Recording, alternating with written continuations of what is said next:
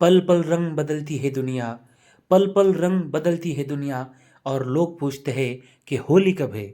तर मित्रांनो, ये दुनिया रंग नहीं बदलती है, ये दुनिया रेखावृत्त बदलती है और वो भी दर 4 मिनिटाला एक याप्रमाणे बदलती है. मित्रांनो, तुम्हाला माहितीच आहे की पृथ्वी आपल्या अक्षाभोवती एक फेरी 24 तासांमध्ये पूर्ण करते. यालाच पृथ्वीचा परिवलन कालावधी असं म्हणतात.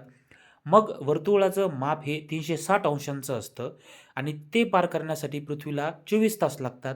या हिशोबाप्रमाणे दर 4 मिनिटाला एक रेखावृत्त पृथ्वी ओलांडत असते.